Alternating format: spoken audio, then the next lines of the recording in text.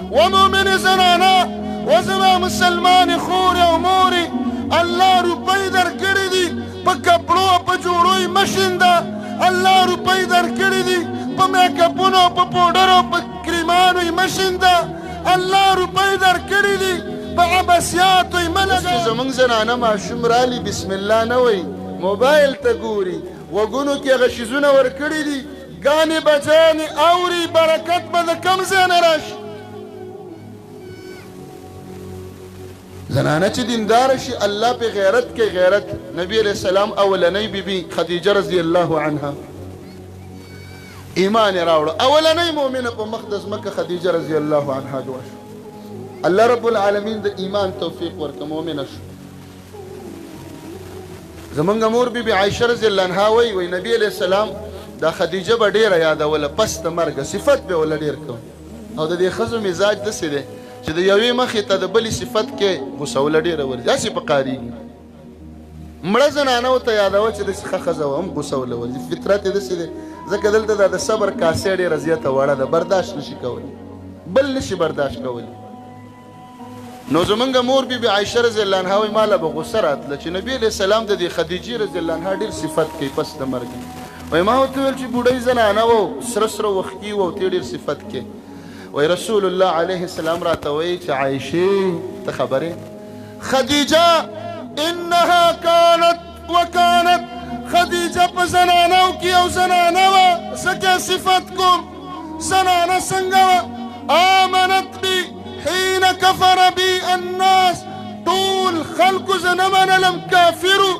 خلکو راته ساحر ویل جادوګر ویل دروغجنې راته ویل اول لا اله الا الله محمد رسول الله کلمه اول خدیجه ویلې ده زه به صفت نکوم اسلام اول میدان ته زنانه رادنګلې دي نن زمونږ په هر کور کې خدیجه شته که نشته موږ یې لور پیدا شي هغې له نوم کیدو زمونږ هر کور کې خدیجه شته خو د خدیجې د تاریخ نه ده خبر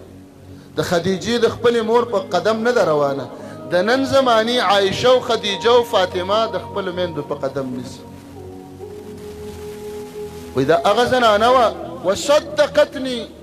وی ویلې ته رښتینی پیغمبرې خلکو ویل دروغجنې او ټول مال یې په ما ولګوم زنانه به مال په دین لګوي خدیجه مالداره وه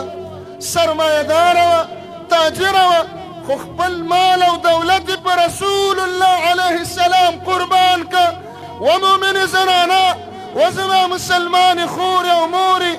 الله روپۍ درکړي دي په کپړو په جوړوي مشینده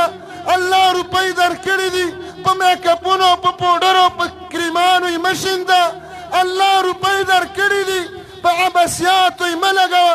ستا په علاقه کې به مسجدي پکې به پکې نه یو پنځه پکې ولواله ستا په علاقه کې به مدرسه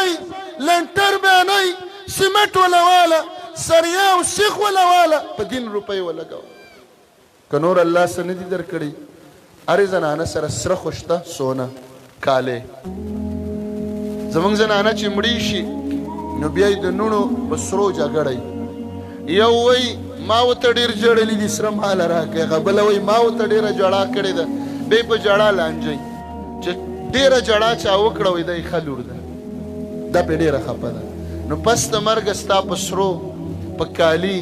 په دې هار او په دې بنګړو به ستا د نوڼو جګړی ولګوه د الله په دین کې مدرسه پې جوړه کا مسجد پې جوړ کا صحابیاتو به دغه مالونه په دین باندې لګول بلال وی د اختر مونځ به وشو نبی علیہ السلام به زنانو ته مستقل تقریر کو دا ما د زنانو مستقله موضوع ولې بیان کړه نبی علیہ السلام به د اختر په ورځ هغه وخت کې خو لوډ سپیکر یې نه وي چې یو شانتي اواز ورس سړو ته به بیل تقریر وکړو زنانو ته به مستقل جدا تقریر کو